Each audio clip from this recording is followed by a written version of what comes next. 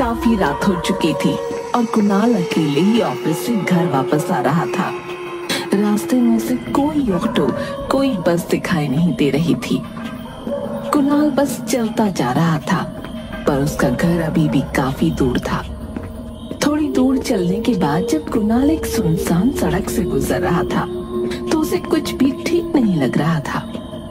उसे बार बार ऐसा लग रहा था कि कोई उसके पीछे चल रहा है।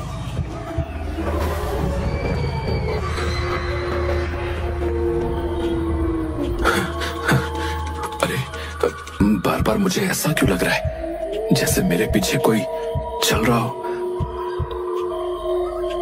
कुणाल अपने कदम जल्दी जल्दी बढ़ाने लगा ताकि वो जल्द से जल्द घर पहुंच सके। कुणाल को तभी अपने पीछे एक परछाई नजर आई जो कुणाल का पीछा कर रही थी। कुणाल जितनी तेजी से चल रहा था, वो परछाई भी उसके साथ उतनी तेजी से चल रही थी। अब कुणाल की हालत बहुत ही बुरी हो जाती है और वो तेज तेज भागने लगता है। तभी आसमान में बिजली कड़कने लगी और अचानक तेज बारिश शुरू हो गई। हे भगवान, ये बारिश कैसे शुरू हो गई? यहाँ तो दूर दूर तक कुछ दिखाई नहीं दे रहा और ये परछाई मेरा पीछा क्यों नहीं छोड़ रही? कुणाल उस बारिश में भागता जा रहा था और तभी अचानक एक गाड़ी से टकरा गया। गाड़ी से हड़बड़ाते हुए एक लड़की उतरी। हे भगवान, ये क्या हुआ? आप ठीक तो है ना? हाँ, मैं ठीक हूँ, बस जरा सी पैर में लग गई है। आपको तो काफी लग गई है। बारिश में मुझे ठीक से दिखा नहीं और बस एकदम से आप सामने आ गए। मुझे प्लीज माफ कर देना। नहीं, कोई बात नहीं, गलती मेरी भी है। आप बताइए, आप कहाँ रहते हैं? मैं आपको आपके घर छोड़ देती हूँ। अरे नहीं, मैं खुद से चला जाऊंगा। देखिए, मेरी वजह से आपको लगी है, प्लीज बताइए, मैं आपको घर छोड़ दूंगी। कुणाल कंचन की गाड़ी में बैठ जाता है। उसके बाद वो सारी बात कंचन को बताता है, जिसे सुनकर कंचन की हालत खराब हो जाती है। हे भगवान, मुझे तो उसी रोड से होते हुए वापस जाना है। मैं अकेले इतनी रात में अब कैसे जा पाऊंगी?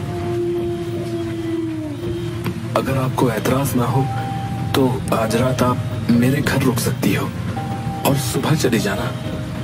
वो रास्ता बहुत खतरनाक है। कंचन बहुत डरी हुई होती है। उसकी हिम्मत वापस जाने की नहीं होती। उसे कुणाल एक शरीफ लड़का लगता है, इसलिए वो उसके साथ उसके घर रुक जाती है। आप यहाँ बैठिए, मैं जरा कपड़े बदल कर आता हूँ। जी, कोई बात नहीं। कुणाल अपने कपड़े बदल कर आता है और देखता है कि कंचन भी थोड़ी भीगी हुई है और ठंड से कांप रही है। मैं आपके लिए कुछ पहनने को लेकर आता हूँ, ऐसे तो आप बीमार हो जाएंगी। कुणाल अंदर से एक नाइट सूट लेकर आता है और कंचन को दे देता है। कंचन उसे पहन लेती है। वैसे एक बात पूछूं? हाँ, क्यों नहीं, पूछिए ना। आप तो शायद यहाँ अकेले रहते हैं, तो फिर ये कपड़े? ओह, ये तो बस ऐसे ही मेरी एक दोस्त के हैं। एक दिन मेरे कुछ दोस्त आए थे, तो बस उसमें से ही किसी का रह गया था ये। अच्छा। रात को कुणाल और कंचन अलग अलग कमरे में सो जाते हैं। कुणाल जब गहरी नींद में होता है तो अचानक उसकी चादर कोई खींच देता है। कुणाल हड़बड़ा कर उठ जाता है।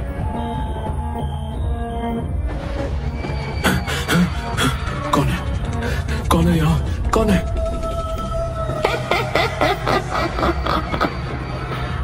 आओ आओ कुणाल। कौन है? सामने आओ, कौन है यहाँ? कुणाल की आवाज सुनकर जल्दी से वहां कंचन भागते हुए आती है और लाइट जला देती है। कुणाल पसीने में लथपथ अपने बिस्तर पर बैठा कांप रहा था। रहे थे? वो यहाँ आई थी। वो मुझे बुला रही थी, मेरे नाम से मुझे पुकार रही थी। पर कौन? कोई भी तो नहीं है यहाँ। नहीं, है वो। तुम जाओ यहाँ से और जाकर सो जाओ। मैं ठीक हूँ, तुम जाओ। कुणाल डरकर वहीं कोने में बैठा रहता है।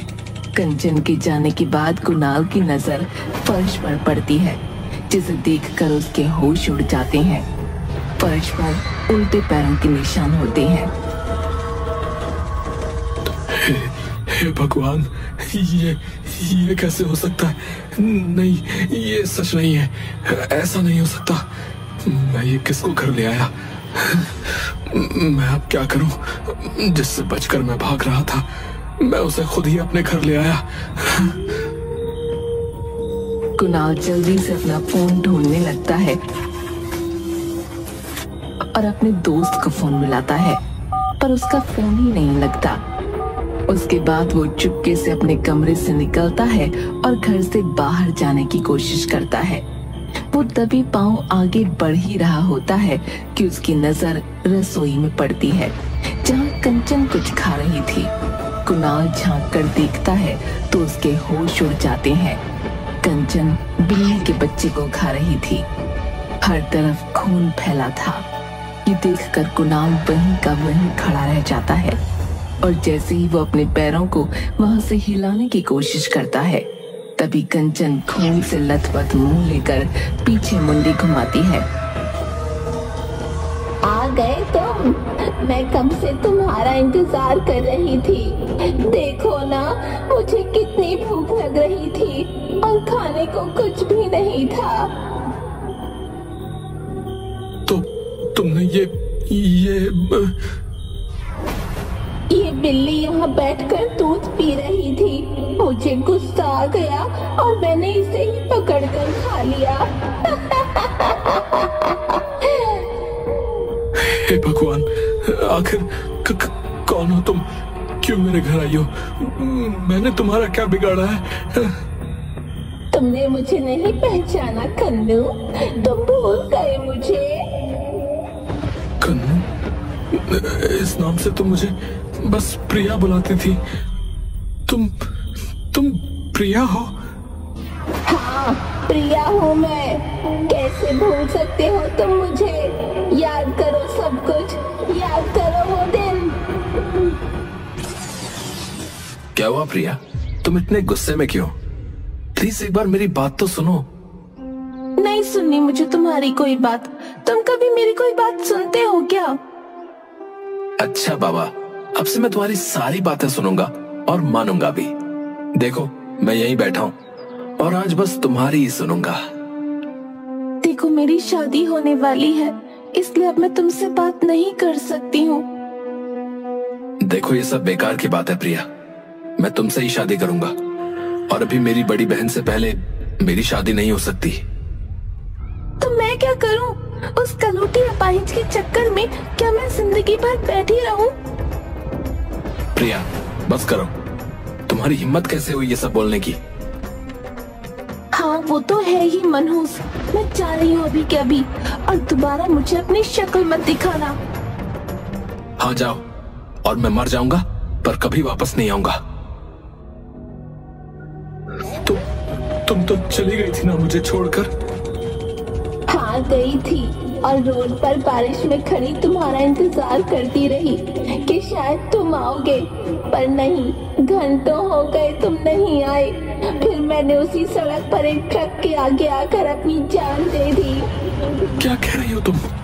तुम्हारी वजह से मेरी मौत हुई है। मैं तब से उस सड़क पर आत्मा बनकर भटक रही हूँ। अब मैं तुझे नहीं छोड़ूंगी, तुझे भी अब मरना होगा। नहीं।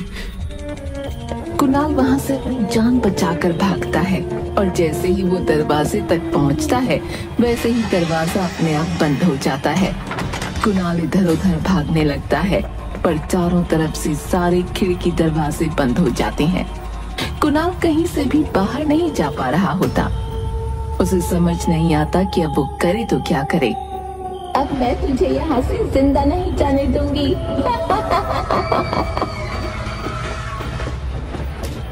कोई दरवाजा खोलो, कोई खोलो दरवाजा, बचाओ मुझे प्लीज, कोई मुझे बचाओ। बाहर से कोई दरवाजा नहीं खोलता और कंचन कुणाल की तरफ बढ़ती चली आ रही होती है। कुणाल उसके आगे हाथ जोड़ता है। मुझे छोड़ दो प्रिया, मेरी बात तो सुनो, मुझे छोड़ दो।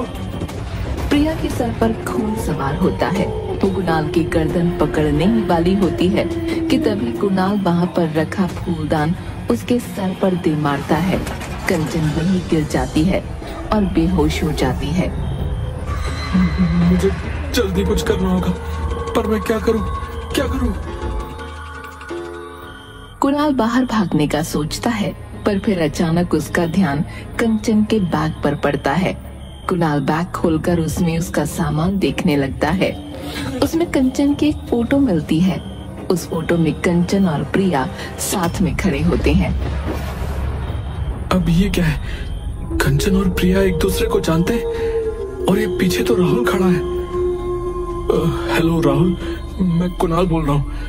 हम सेम कॉलेज में थे, याद है? साथ में फुटबॉल खेलते थे, याद है? अरे कुणाल, कैसे हो? कैसे याद किया इस वक्त? तुम कंचन को कैसे जानते हो? भाई, उस लड़की का नाम मत ले। अरे पर ऐसा क्या हुआ है? भाई प्लीज, मैं अभी फोन रखता हूँ। प्लीज भाई, मुझे तुम्हारी बहुत जरूरत है। एक